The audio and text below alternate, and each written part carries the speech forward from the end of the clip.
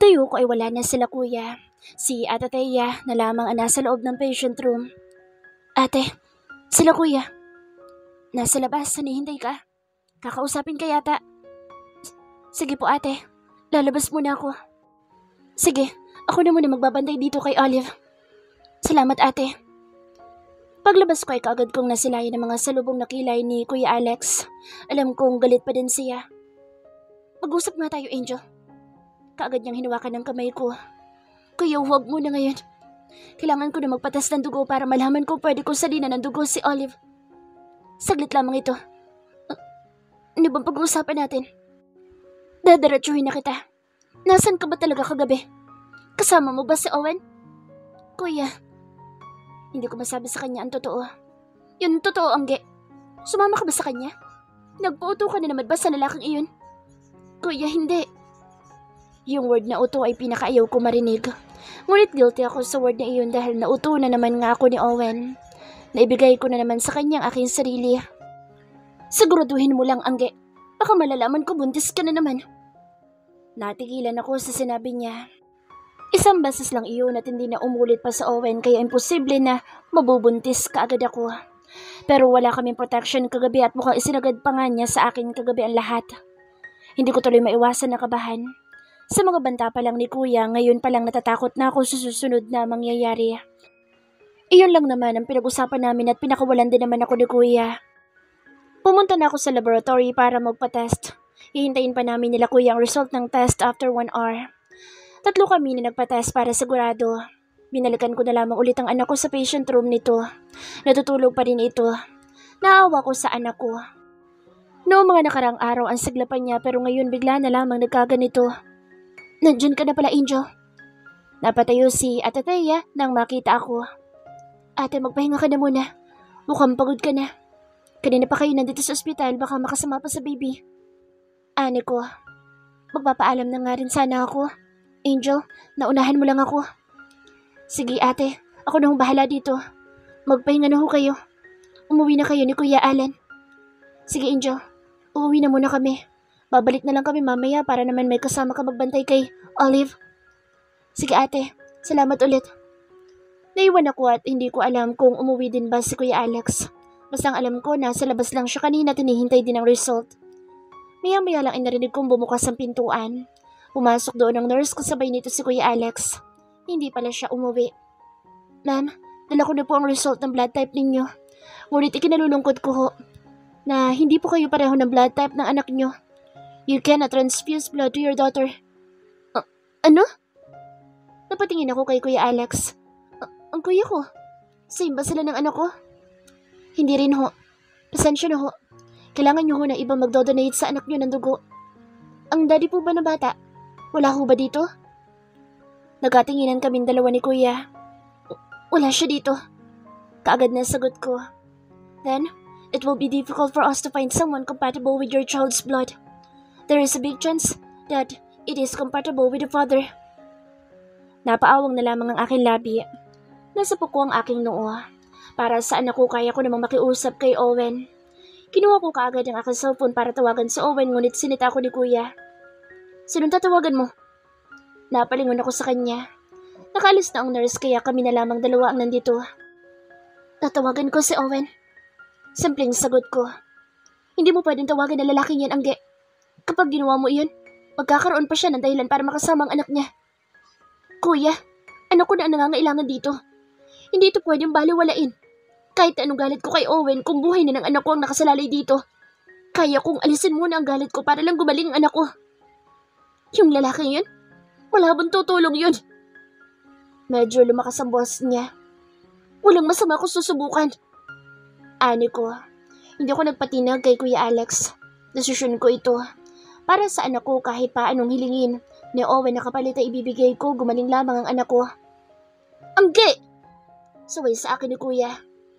Kuya, ano ko nangangailangan dito? Hindi ako pwedeng tumunganga na lang dito at maghintay kung merong magmamatch na dugo sa anak ko. Kung meron namang ibang paraan para masalinan siya kagad. Bakit hindi ko susubukan? Kuya, alam ko sasabihin mo na naman sa akin na uto-uto ako pero sa panahong ito, baliwala na sa akin yan. Kung buhay ng anak ko na nakasalalay dito, handa akong magpauto, gumaling lang ang anak ko. You don't need to call me, Angel. I'm ready here. Naibaling ko aking paningin sa may pintuan nang marinig ang boses ni Owen. Laking gulat ko na makita siya doon. Paano niya nalamang nandito ako? Kanina pa ba siya doon?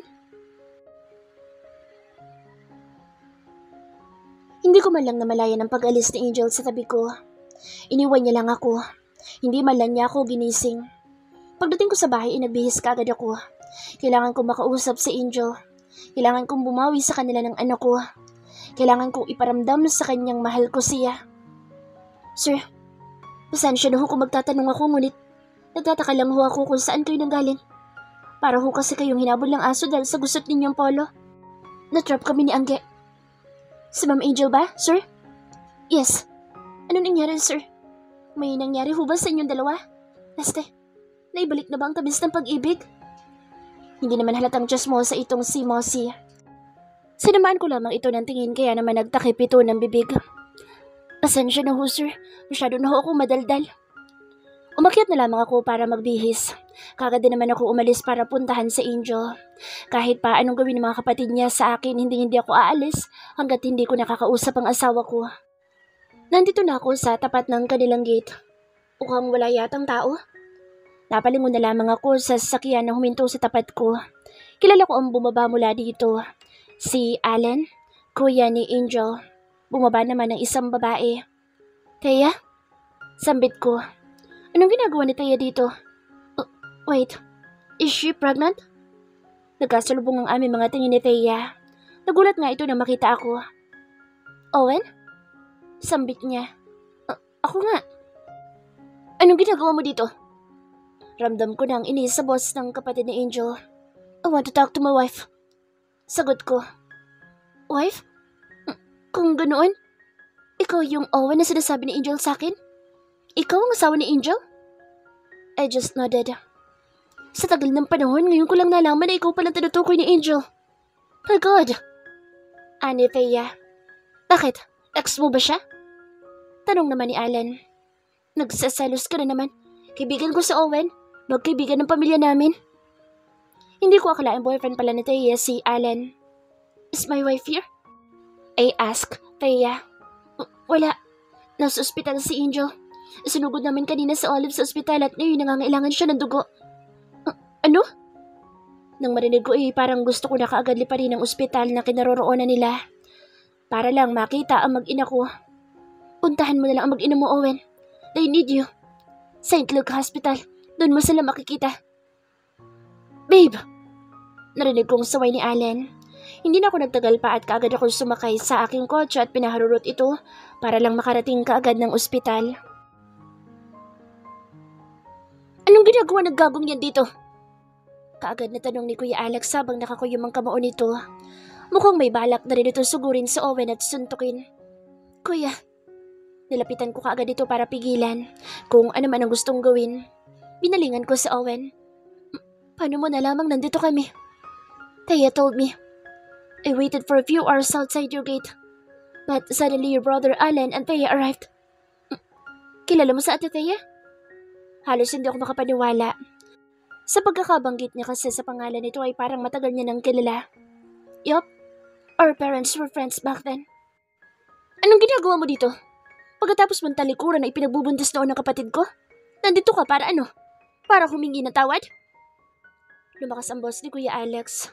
Hindi ko na napigilan pa ito na biglalapitan sa Owen at kaagad itong kinuwelyuhan at akmang susuntukin. Kuya, tama na! Napasigaw na lang ako ng akma niya nang susuntukin sa Owen. Binalingan ko ang anak kong mahimbing pa na natutulog sa kanyang patient bed. Kuya, please! Hindi ito ang tamang panahon para sa galit mo kay Owen. Kailangan siya ni Olive. Siya na lang ang pag-asa ko. Sinasabi ko na nga ba? Nagpapauto ka na naman sa lalaking ito, Angge. Maraming pwede mag-donate sa pamangkin ko. Hindi lang ang lalaking ito. Nasaan, kuya? Mahihirapan pa tayo maghanap. Kailangan na nga ni Olive masalinin ka agad. Nakikipagtalo na ako sa kanya. Uunahin mo pa ba yung galit mo kaysa iligtas ang pamangkin mo? Naiyak na ako habang sinasabi ko ang katagang iyon. Kahit nasuntukin mo pa ako na ilang beses, hindi ako aalis dito. Nagawa niyo na sa akin yun noon. Mariing sabi ni Owen sa kuya ko. Pareho silang masama ang mga tingin sa isa't isa. Hindi naman nakapagsalita pa si Kuya Alex. Maya-maya lang ay bumukas ang pintuan. Bumungad mula doon ang nurse. Ma'am, itinatanong ni Doc kung nandiyan na daw po ba ang tatay na pasyente. Sumunod na lamang po sa laboratory para matas ka agad. Ako. Nagtaas ng kamay si Owen. Sumunod na lang ho kayo, sir. Bili ng nurse. Nakahinga ako ng maluwag ng bitawan ni Kuya ang braso ni Owen. Magpasalamat ka. Napakabait nitong kapatid ko. Kinalimutan niya na kaagad ang kasalanan mo. Please, sumunod ka na sa laboratory. Utos ko kay Owen. Tumango naman ito. Hindi na nagsalita pa at nalisan ang silid ng anak ko. Hindi naman ako mapakali dahil nangangamba ako baka hindi rin pwedeng mag-donate si Owen. Pagkatapos nito, iiwasan mo ulit ang lalaking yun, Angge. Bigla namang nagsalita sa likuran ko si Kuya. Kuya, hindi ito ang tamang panahon para pag-usapan yan. Isipin na lang muna natin ang kalagayan ng anak ko. Pagkatapos nito, promise, hindi ko na palalapitin pa sa Owen. Dapat lang. Hindi pa siya tapos sa pagdurusa sa mga kasalanan niya sa inyo ng anak mo. Tandaan mo, tinalikuran ka niya noon. Tapos ngayong malaki na sa Olive, ngayon pa siya magpapakita ng interes sa inyong mag-ina? Ang swerte naman niya. Inis na sabi ni Kuya. Nakalipas ang isang oras ay bumalik ang nurse sa room ng anak ko. Nakangiti ito na bumungad sa pintuan. Nurse, ano po result? Masasalina na ho ba ang anak ko? Yes po, ma'am. Kasama ko ho ang asawa niyo. Sagot ng nurse. Nakahinga ako ng maluwag. Napatingin na lamang ako kay Kuya nang tuluyang pumasok sa loob sa Owen. Naging kalmado naman ang Kuya ko at ganoon din si Owen. Makalipas ang isang oras, tuluyan ang nasalina ng dugo ang anak ko kaya maluwag na ako nakahinga sa mga oras na ito. Gising na din ang anak ko. Tinawag niya kaagad ako. Mommy? Yes, baby. I'm here. Gagaling na po ba ako? Gagaling ka na, anak. When are we going home, Mommy? Iyoko na kasi dito eh. Anya, kapag tuluyan ka na talagang magaling, anak. Malapit na po ba iyon, Mommy? Yes, baby. Malapit na. Konting-konti na lang, titiisan natin dito. Natigilan ang anak ko at napatingin sa may pintuan. Mommy, why is he here? Bigla itinuro ni Olive ang kinaroroonan ng taong pumasok sa pinto. Kagad naman ako napatingin doon. Si Owen ang nasilayan ko at nakatingin ito sa amin ng anak niya. He's just visiting you, anak. Sagot ko. Binalingan kong muli sa Owen. Sinanyasan ko na lamang ito na lumabas muna. Hindi pa nga sana niya ako susundin ngunit sa huli lumabas din naman ito. Anak, kung inaantok kayo matulog ka na muna. Inaantok na nga po ulit ako, Mommy. Anya, matulog ka muna. Pinatulog ko na muna sa Olive para makausap ko sa labas sa Owen. Ilang minuto bago ito tuluyang nakatulog. Iniwan ko na muna ito para kausapin sa Owen. Kailangan niyang malaman kung hanggang saan lang siya. Hindi porket siya nakapagbigay ng dugo sa anak namin ay pwede na siyang magpakita dito kahit anong oras na gusto niya. Meron pa rin naman siyang limitasyon at ako masusunod kung kailan lang niya pwedeng bisitahin sa Olive. Salamat. Ani ko, buti na lang wala dito si Kuya. Hindi mo kailangang magpasalamat sa akin. Ginagawa ko lang ang dapat dahil ama ko. Hindi pa kita binibigyan ng permiso para magpakaama sa anak ko. Anak natin. Anito, sinabi ko na sa'yo, nandito ka lang para tulungan ang anak ko. Ngunit hindi porkat natulungan mo na kami na isang beses ay pwede ka na lumapit sa amin kahit kailan mo gusto. Angel, umalis ka na, Owen. Tinalikuran ko na ito, ngunit bigla niyang hinawakan ng braso ko. Gusto kong bumawi sa inyong dalawa. Ni Olive, please. Ngayon ko lang narinig na nakiusap siya sa akin. Give me a chance to make up for it. Nagsusumamo niyan sabi sa akin. Tinatigan ko siya sa kanyang mga mata. Napalingon naman ako sa paligid saka muling bumaling sa kanya. Kagabi, pumayag ka na may mangyari sa ating dalawa. Wala lang ba yun, Angel? Mas sumigpit ang pagkakahawak niya sa braso ko. Naalala ko na naman tuloy ang nangyari sa amin kagabi. Wala lang yun. Kung gusto mong bumawi, hahayaan kita na makasama si Olive. Ngunit hanggang doon lang iyon. Dalawin mo sa Olive sa school niya. Magsisimula ng pasukan ng school at kung gusto mo siyang makita, puntahan mo siya sa school dahil sigurado akong hindi kahayaan ng mga kuya ko makapasok sa bahay para makita ang anak mo. Oras lang ibinibigay ko sa iyo para makasama si Olive. Kaya, dapat wag mong siyangin iyon. How about you? Sinamaan ko siya ng tingin. Si Olive lang ang pinag-uusapan natin dito. Hindi ako kasama sa usapan. Umuwi ka na muna sa ngayon. Winaksi ko ang kamay niyang nakahawak sa braso ko. Hindi ako aalis. Hihintayin ko magising si Olive. Nagising na siya at natulog na ulit. Babalik ako. Hindi ko alam kung makakalapit ka pa ngayon nandito sila kuya. Kung ako sa'yo, hintayin mo na lang ang araw na papasok na si Olive. Pwede mo siyang sunduin at dalhin sa bahay mo. Hahayaan kitang makasama ang anak mo. Bilin ko sa kanya sa katuluyan ng tinalikuran nito. Pumasok na din kaagad ako sa room na kinaroroonan ng anak ko dahil alam kong pipigilan niya na naman ako. Hindi ko na rin naman narinig pa ang boses ni Owen sa labas kaya nakahinga ako ng maluwag. Kapag nagmatigas pa siya, baka bugbog lang ang aabutin niya sa mga kuya ko kapag naabutan siya. Lumipas ang ilang araw na pagstay ni Olive sa ospital. Sa wakas, tuluyan na nga siyang gumaling at tuluyan na rin siyang makakalabas ng ospital. Namiss mo ba ang bahay natin, Olive? Tanong ni Kuya Alex nang makababa kami sa kotse. Kinukuha na rin ito ang mga gamit namin sa compartment. Yes po, Tito. Nakakaboard po sa ospital. Ayoko na ulit bumalik doon. Dapat lang. Hindi ka na babalik doon, pamangkin. Ginuno ni Kuya ang buhok ni Olive. Si Kuya Alex lang ang nagsundo sa amin dahil sa Atateya ay sumasakit na daw ang tiyan nito at manganganak na kaya naman sila naman ngayon ang nasa ospital. Babalik din naman si Kuya Alex doon para dalawin sila Atateya. Mula sa kinaroroonan namin ay natanaw ko ang kotse ni Owen. Ibinaba nito ang tinted window at hindi nga ako nagkamaling siya iyon. Nakatanaw lamang siya mula sa malayo. Hindi rin kasi siya makakalapit dahil kasama namin si Kuya Alex. Ihatid ko lang ito mga gamit niyo sa loob at babalik na rin ako sa ospital. Bili ni Kuya sa amin. Nauna na itong pumasok sa loob. Sumunod na rin naman kami ni Olive. Pagpasok ay nakasalubong na namin si Kuya. Alis na ako, Angel. Maglock ka ng gate. Hindi ako uuwi mamayang gabi. Sige Kuya, mag-iingat ka. Tuluyan ang lumabas si Kuya. Kami nalaan na iwan dito ng anak ko. Inutusan ko na muna ito na manood muna sa sala. Nagluluto kasi ako ng hapunan namin. Nagluto lamang ako ng hotdog, egg scrambled at tocino. Bukas na lang ako magluluto ng gulay para naman masustansya. Mommy! Rinig ko sigaw ng anak ko. Bigla akong kinabahan. Nagmadali tuloy ako lumabas ng kusina at halos takbuhin ko na ang sala para lang makita ito kung anong isinisigaw nito. Anak, ano Hindi ko na ituloy ang sasabihin ko nang masilayin ko si Owen. Owen? Hawak ni Olive ang kamay niya. Mommy, pinapasok ko po si Mr. Sungit. Nakita ko po siya sa labas ng gate eh. Dala niya rin po si Kitty. Ngayon ko lang din napansin na hawak niya na nga si Kitty. Ay, bati ni Owen sa akin. Ang tamis ng kanyang mga ngiti. Porkat nakapasok lang dito ay ganyan na ang mga ngiti niya. Parang ngiting tagumpay. Anak, hindi ba't sabi ko huwag ka magpapapasok na hindi mo kilala? Mommy, I know him naman eh. Siya po si Mr. Sungit. Sagot naman ng anak ko. Abot tayo nga na ngayon ng mga ngiti ni Owen. Hindi na lamang ako nakipagbangayan pa sa anak ko. Mukha naman kasing masaya siyang kasama ang tunay niyang ama.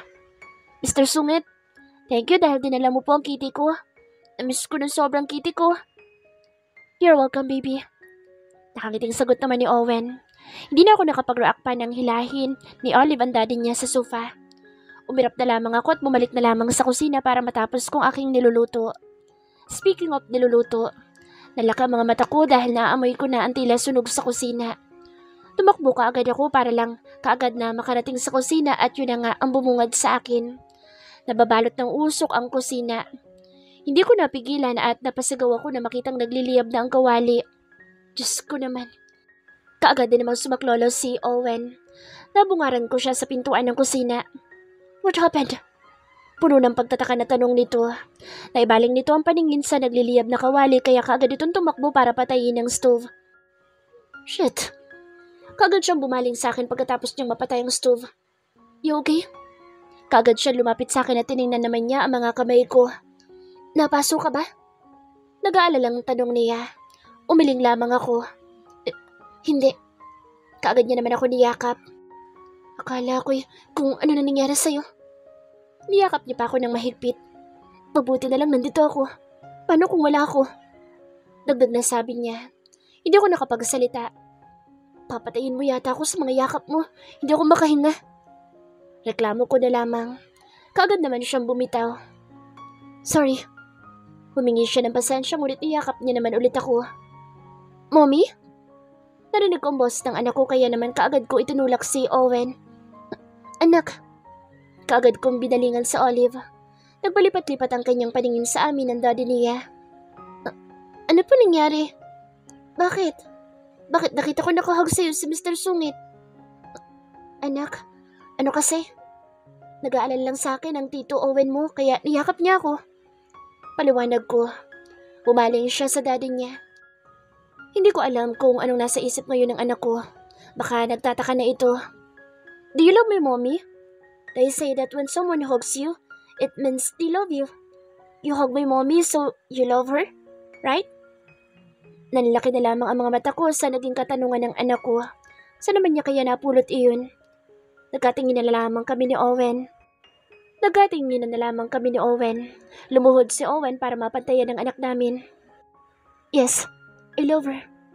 I love your mommy and I'm here to ask for another chance. Sagot ni Owen sa tanong ni Olive habang nakatingala siya sa akin. Sinamaan ko na lamang ng tingin sa Owen. Bata pa si Olive at hindi naman maintindihan nito ang sinasabi niya. Another chance? Why? Tanong naman ng anak ko. Hindi ko alam kung naiintindihan ba ng anak ko ang gustong tumbukin ni Owen. Hindi naman kaagad nakasagot si Owen. If you're asking my mom for another chance, you should work hard for it. Dagdag pa ng anak ko. So, are you legal to my mommy? Nabigla na lamang ako sa naging tanong ng anak ko. Natuwa ng bahagya sa Owen. If you allow me. Sagot ni Owen. Umaling sa akin ang anak ko at namawang ito. Bakit niyo pa ako tinatanong? Paano kung hindi ako papayag? Kahit naman hindi ako papayag, liligawan mo pa din ng mommy ko eh. Nakangusong sabi ng anak ko. Bahagya naman ako natawa at ganoon din naman si Owen. Si Kuya? Napasigaw ako nang wala sa oras nang mapansin kong may naaninag akong ilaw mula sa kinaroroonan ko. Napatingin ako sa bintana kaya napansin ko kaagad ito.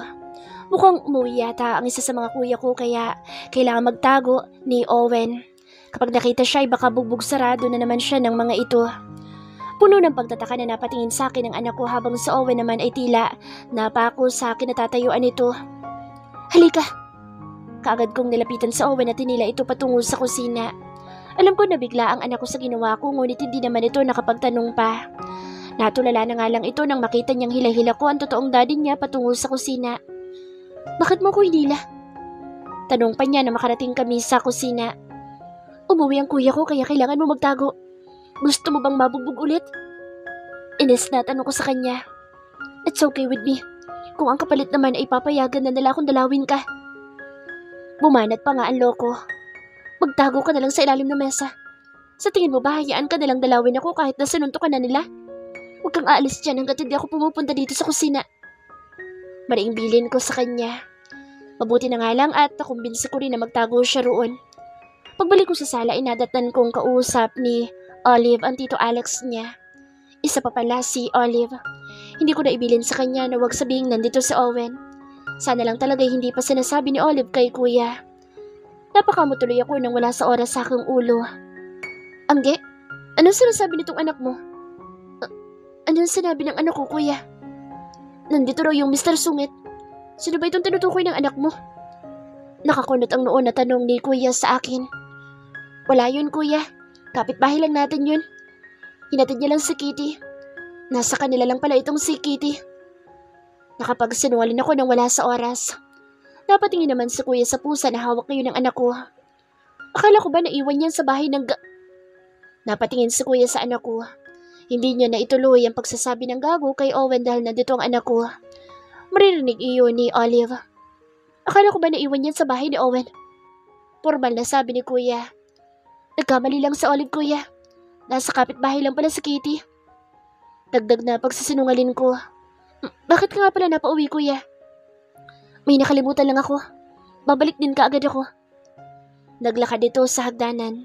Tinatahak na dito ang kwarto kaya nakahinga ko ng maluwag. After ng ilang minuto ay bumaba na rin ito. Angge, nakalimutan mong ilak ang gate. Kung hindi pa siguro ako umuwi, baka nakabuyang-iyang ang gate natin. Open na open. Hindi ba't bilin ko na magsarado kayo ng gate? Nakalimutan ko lang, kuya. Meron po kasi kaming bisita, tito.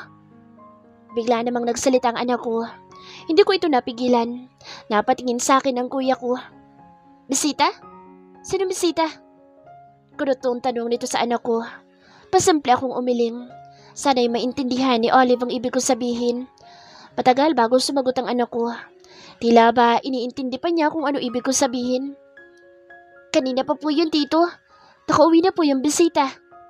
Sagot ni Olive. Nakahinga ako ng maluwag. Mabuti na lang at naintindihan niya ako. Ganun ba? O sige, maiwan ko na ulit kayo. Naglakad na ulit patungo sa pintuan si kuya. Kagad ko namang nilapitan ng anak ko. Why did you lie to Tito Alex? Isusumbong kita kay Papa God, Mommy. Masama ang magsinungaling. Kailangan anak. Hindi mo naiintindihan dahil bata ka pa. Pero huwag mong gagayahin si Mommy ha. Huwag ka basta sinungaling. Okay po, Mommy. Naibaling kong aking paningin sa pintuan ng kusina nang mapansin ko may sumisilip doon. Sinamaan ko naman kaagad ng tingin sa Owen nang tuluyan ito lumabas sa pinto. Ibinilin ko na sa kanya na huwag lalabas hanggat hindi ako bumabalik sa kusina. Ang tigas talaga ng ulo. Mommy, si Mr. Sungit. Turo ni Olive sa daddy niya. Nasa kusina lang siya, anak. Sagot ko naman. Kaagad na lumapit sa Owen sa anak niya. Pwede na ba ulit tayo maglaro? Tanong ni Owen sa anak niya. Hinayaan ko na lamang ang mga ito sa sala. Ako naman ay nagtungo na lamang muna sa kwarto para makapagpalit ng pantulog. Pagkatapos ko magbihis ay bumaba rin naman ako para paakitin sa kwarto si Olive at pauwi naman ang daddy nito. Olive, halika na sa kwarto. Niyaya ko na kaagad ito. Napalingon ang dalawa sa akin. Ikaw naman, umuwi ka na. Baling ko naman kay Owen. Hindi ako uuwi. Sasamahan ko kayo rito.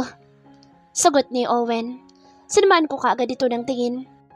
Sa tingin mo ba, hindi namin kaya na kabilang dito? Nakapamewang na sabi ko kay Owen. I just want to make sure you're safe.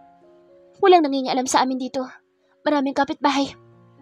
Pakikipagbangayan ko sa kanya. Kahit dito lang ako sa sala. Gusto ko lang masiguro na safe kayong dalawa. Promise, bukas na bukas ay uuwi din ako. Pagmamatigas ni Owen, inirapan ko kaagad ito. Ang kulit mo. Sabi na nga na okay lang kami dito. Mommy, umayag ka na lang po. Wala tayong kasama dito sa bahay. Nandiyan si Mr. Sungit. Siya na lang po muna magbabantay sa atin. Kapag po may thief, siya po muna ang unang nanakawin. Sabi naman ng anak ko. Medyo natuwa ko sa huli niyang sinabi. Hindi siya nanakawin, anak. Makunat na yun eh. Kahit pakulaan niya ng isang araw, hindi yan lalambot. I'm not too old for you to say that. Angal naman ni Owen. Ilang taon ka na ba? 5 taon na nakalipas at noong magkasama tayo nasa 30s ka na. Ano pa kaya ngayon? Hindi siya nakapagsalita kaagad. I'm just 35. Sunundan niya ito ng tikim. Para na po pala kitang grandpa. Sabat naman ni Olive. Pinigilan ko lang ang tawa ko sa sinabi ng anak ko. Tama yan, anak. Lolo mo yan. Habang si Owen naman ay tila nasamit sa sarili niyang laway. What the hell? I'm not a grandpa. Para po sa akin, grandpa na po kita. Dagdag naman ng anak ko. Hindi ko na napigilan pa ang tawa ko. Habang si Owen ay masamang nakatingin sa akin. Tila ba iniutos niya sa akin na sabihin ko sa anak niya ang totoo. Pues manigas siya. Let's go na sa room natin, anak. Kailangan mo matulog na maaga. Okay po, Mommy. Good night, Grandpa. Baling ng anak ko kay Owen. Nalaka ang mga mata ni Owen sa itinawag sa kanya ng anak ko. Tom, I'm not your grandpa. Natatawa na lamang ako dahil sa pagkunot ng noo ni Owen. Isa pa, itong anak ko kapag tinawag niya iyon sa isang tao, yun na talagang itatawag nito. I can't call you daddy. I already have a daddy eh. Nakangusong sabi ng anak ko. Tama yan, anak. Tawagin mo na lang yung grandpa. Ani ko sa isip. Just call me anything. Just don't call me grandpa. Iritang-irita na sabi ni Owen. Tama yan. Magbangayan kayong dalawa ng anak mo. Tingnan ko lamang kung mananalo ka. Tinaha ko na ang silid namin ng anak ko. Iniwan ko na muna mag-ama sa sala. Hindi pa kasi sila tapos magbangayan. Lalo na at tinawag ni Olive si Owen na grandpa at hindi ito nagustuhan ni Owen kaya naman nagbabangayan na silang dalawa sa sala. Mukhang mamaya pa yata matatapos ang dalawa.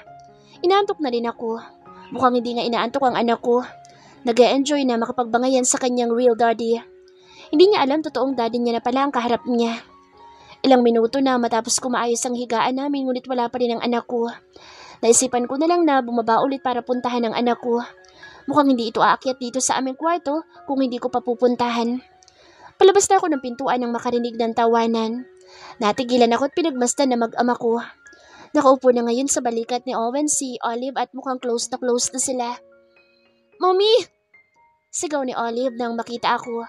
Ibinaba naman ito ni Owen. Hinintay ko makarating sila dito sa pwesto ko. "Close na kayo?"